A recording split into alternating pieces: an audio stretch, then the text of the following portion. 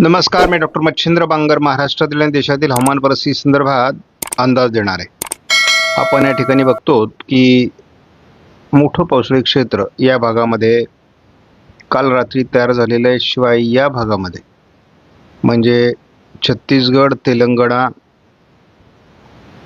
ओरिसा, आंध्र प्रदेशचा काही भाग आणि रायलसीमा भागामध्ये अगदी केरळपर्यंत पावसाळी वातावरण तयार झालेलं आहे. अरबी समुद्रातील चक्राकार स्थिती अजून सक्रिय आहे. मान्सूनच्या प्रगतीमध्ये काल फारशी वाढ झालेली नाही आहे. केरळमधील निकष पूर्ण होताच मान्सून पुढे सरकेल, परंतु त्यासाठी अजून आपल्याला किती वाट बघावी लागते ते आपण बघूयात. ज्यांनी या चॅनलला सबस्क्राईब केलं नसेल, दररोज व्हिडिओ बघतात, त्यांनी देखील या चॅनलला सबस्क्राईब करायचा प्रयत्न करा की जेणेकरून तुम्हाला दररोजचं नोटिफिकेशन येईल आणि तुम्हाला नवीन अपडेट हवामानाविषयी समजेल. आज 29 तारखेला पावसासंदर्भातला पहिला रेड अलर्ट पंजाब, हरियाणा, दिल्ली आणि उत्तर प्रदेशमध्ये देण्यात आलेला आहे. शिवाय या ठिकाणी धुळीच्या वादळाचा देखील अलर्ट आहे. राजस्थान, मध्य प्रदेशमध्ये मात्र उष्णतेचा रेड अलर्ट दिलेला आहे. विदर्भामध्ये आणि काही प्रमाणात तेलंगणामध्ये उष्णतेचा किंवा आंध्र प्रदेशमध्ये उष्णतेचा ऑरेंज अलर्ट आहे. महाराष्ट्रात आता बऱ्यापैकी उष्णतेच्या लाटेची तीव्रता विदर्भ वगळता कमी झालेली आहे. 30 तारखेला आपल्याला उष्णतेची लाट ही केवळ आंध्र प्रदेश आणि राजस्थानचा पश्चिमी भाग याच ठिकाणी दिसते. बाकी ठिकाणी पावसाचा आणि विशेष म्हणजे मध्य भारतात छत्तीसगड आणि मध्य प्रदेशमध्ये गारपिटीचा देखील ऑरेंज अलर्ट देण्यात आला आहे. त्यामुळे 30 तारखेपासून पावसाळी ॲक्टिव्हिटीज आणि खास करून प्री मान्सून ॲक्टिव्हिटीज सुरू होणार आहेत. त्यामुळे देशामध्ये पावसाला सुरुवात होते आहे. 31 तारीख अशी असणार आहे त्या ठिकाणी महाराष्ट्रात सर्वदूर पावसाचे संकेत देण्यात आले आहेत. यामध्ये मध्य प्रदेश, गुजरातचा पूर्व भाग या ठिकाणी ऑरेंज अलर्ट देण्यात आला आहे. तर या ठिकाणी एक WTचा प्रभाव राहण्याची शक्यता आहे. बहुतांश राज्यांमध्ये पावसाळी ॲक्टिव्हिटीज वाढतील. प्री मान्सून ॲक्टिव्हिटीजच आहेत. अजून मान्सून देशामध्ये पोहोचलेला नाही आहे. म्हणजे 1 तारखेला देखील आपल्याला सर्वदूर महाराष्ट्रामध्ये पावसाचे संकेत देण्यात आले आहेत. 2 तारखेला विदर्भ वगळता महाराष्ट्रात उर्वरित भागात पावसाची शक्यता कायम आहे. तीच परिस्थिती आपल्याला 3 तारखेलाही दिसते. अंदाजात विशेष बदल नाही की भारताच्या खास करून बंगालच्या उपसागराच्या किनारपट्टी राज्यांमध्ये पावसाचं प्रमाण अधिक आहे. आता गेल्या 48 तासात सिंधुदुर्गमध्ये दक्षिणेला सुद्धा पाऊस झालेला आहे. गोव्याला पाऊस झालेला आहे. तर अगदी केरळ ते गोवा असं या ठिकाणी पावसाळी क्षेत्र आहे. शिवाय आपण या पूर्ण भागामध्ये पावसाळी क्षेत्र बघतो. आपण आता बघतो की साधारण 4 आठवड्याचा अंदाज आपल्याला आलेला आहे आणि याचा आपण अन्वयार्थ लावणार आहोत की या 4 आठवड्यामध्ये काय होऊ शकतं. आता 28 म्हणजे कालपासून तर 4 जूनपर्यंतचा पहिला आठवडा आहे. यामध्ये फार पाऊस होणार नाही. मात्र कोकण किनारपट्टी आणि थोडं नंदुरबार, धुळेमध्ये पावसाची शक्यता अगदी छत्रपती संभाजीनगर आणि अमरावतीच्या काही भागात दाखवलेली आहे. यावर्षी तसं अल निनोचं वर्ष आहे. आता आपण बघतो की दुसऱ्या आठवड्यामध्ये कोकण किनारपट्टीला आणि पश्चिम महाराष्ट्र, मध्य महाराष्ट्रामध्ये अगदी मराठवाड्यापर्यंत पाऊसमान चांगलं असणार आहे. मात्र विदर्भात या आठवड्यात म्हणजे 11 जूनपर्यंत पाऊस कमी राहण्याची शक्यता वर्तवण्यात आलेली आहे. पण जर तिसऱ्या आठवड्याचा विचार केला तर तिसऱ्या आठवड्यामध्ये मान्सून हा संपूर्ण महाराष्ट्र व्यापण्यासाठी सज्ज असतो. त्यावेळेस आपण बघतो की कोकणात मुसळधार पावसाची शक्यता आहे. म्हणजे दुसऱ्या आठवड्यापासून ती सुरुवात होते. त्यानंतर मग घाटमाथ्यावरचे जे जिल्हे आहेत, पुणे असेल, अहिल्यानगर असेल किंवा इकडे सातारा, सांगली, कोल्हापूर असेल, नाशिक असेल, याच्या पश्चिमी भागात देखील पाऊस वाढताना दिसतोय 18 तारखेपर्यंत. आणि महाराष्ट्र व्यापण्यासाठी पावसाचं प्रमाण तिसऱ्या आठवड्यात वाढेल. 18 तारखेपासून 25 तारखेपर्यंत म्हणजे संपूर्ण महिन्याचाच हा अंदाज आहे. आणि यामध्ये असं दिसतंय की पाऊसमान तसं सरासरीच आहे. फार पाऊस नाही आहे. मात्र विदर्भ, मराठवाडा, मध्य महाराष्ट्र, पश्चिम महाराष्ट्र आणि कोकण चांगलं पाऊसमान होईल. संपूर्ण महाराष्ट्रात पावसास अनुकूल स्थिती राहील. तसा एक लक्षात घ्या, सरासरी जे जूनच्या पावसाचं प्रमाण आहे ते कमीच असतं आणि तरी देखील आपल्याला यावर्षी एवढ्या कठीण परिस्थितीमध्ये देखील जूनमध्ये सरासरी पाऊस होईल असा अंदाज देण्यात आलेला आहे. वातावरणात बदल होतोय. अंदमानात चांगल्या प्रकारचा पाऊस आहे. केरळमध्ये पावसाच्या ॲक्टिव्हिटीज वाढलेल्या आहेत. पुढे 48 तासात विशेष बदल नाही. कोकणात थोडी ढगाळ परिस्थिती वाढू शकते.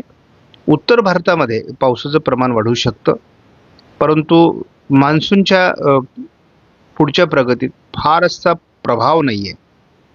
आपल्याला या ठिकाणी 31 तारखेला या भागामध्ये मोठ्या प्रमाणात पावसाळी वातावरण तयार होताना दिसते. थोडं या ठिकाणी वातावरण वाढण्याची शक्यता आहे.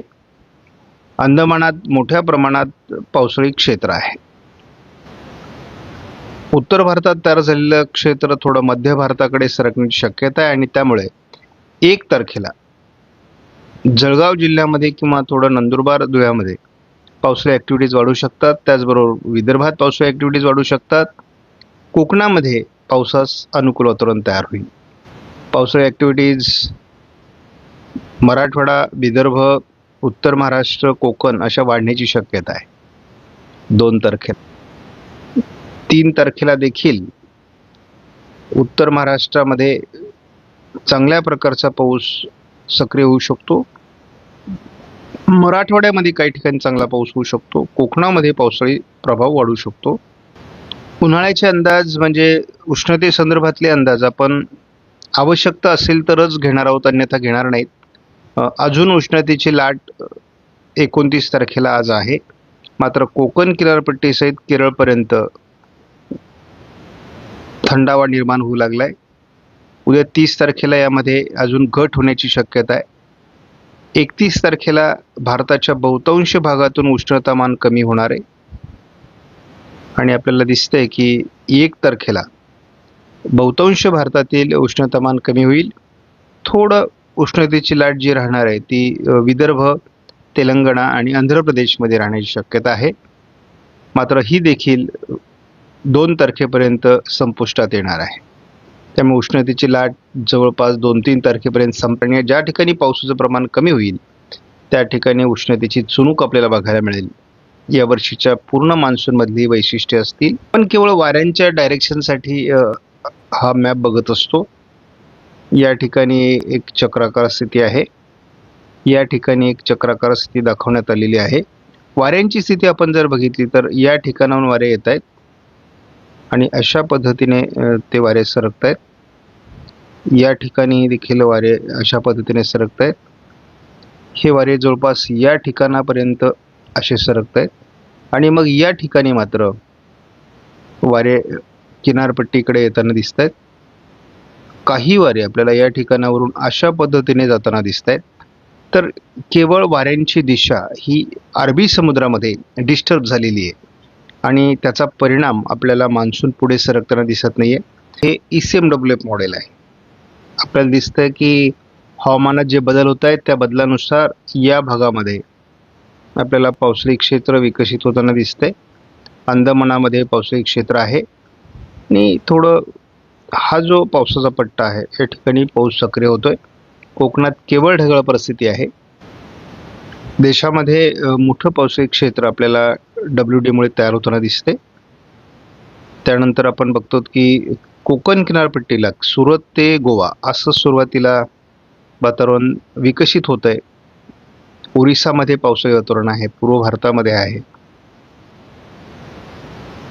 31 तारखेला आपल्याला थोडं जे वातावरण उत्तर भारतामध्ये तयार झालंय ते मध्य भारताकडे सरकताना दिसते आणि त्याचा परिणाम थोडं महाराष्ट्रामध्ये पावसाळी ॲक्टिव्हिटीज म्हणजे प्री मान्सून ॲक्टिव्हिटीज सुरू होतील. त्यामध्ये आपल्याला थोडं कोल्हापूर, सांगली, रत्नागिरी, सिंधुदुर्ग, सातारा या भागात सुद्धा पावसाळी ॲक्टिव्हिटीज बघायला मिळू शकतात. छत्रपती संभाजीनगर, जालना, अकोला, अमरावती, बुलढाणा, जळगाव, धुळे, नंदुरबार या जिल्ह्यामध्ये देखील किंवा नाशिकच्या काही भागात देखील पावसाळी ॲक्टिव्हिटीज आपल्याला 31 तारखेला बघायला मिळू शकतात.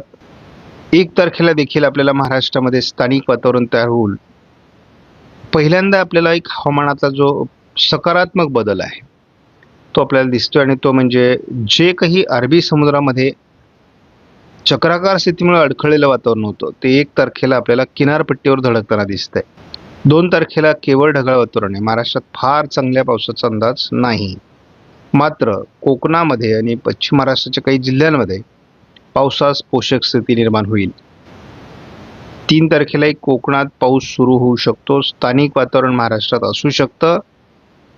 मात्र केरळमध्ये आणि अगदी दक्षिण कोकणापर्यंत चांगल्या पावसाचं वातावरण तयार होत आहे. 4 तारखेला हे अतिशय चांगलं वातावरण दक्षिण भारतातील सगळ्या राज्यांमध्ये, मग तामिळनाडू, केरळ, कर्नाटक, तेलंगणा, रायलसीमा, आंध्र प्रदेशमध्ये आहे. त्याचा थोडा परिणाम आपल्याला महाराष्ट्रातही दिसेल. म्हणजे महाराष्ट्रात 4 तारखेला पावसाळी ॲक्टिव्हिटीज विदर्भासहित असण्याची शक्यता आहे. प्री मान्सून ॲक्टिव्हिटीज स्थानिक स्वरूपात चांगल्या असू शकतात. शिवाय आपल्याला एक पहिल्यांदा 4 तारखेला दोन्ही समुद्रांमध्ये काहीतरी स्ट्रेंथ निर्माण होते, ताकद निर्माण होते वाऱ्यांमध्ये असं दिसतंय आणि हा पहिला हवामान बदल आहे. केरळच्या दरम्यान तयार झालेली सिस्टम जर महाराष्ट्राच्या दिशेने वरती सरकली तर महाराष्ट्रात चांगल्या पावसाचं लक्षण आहे.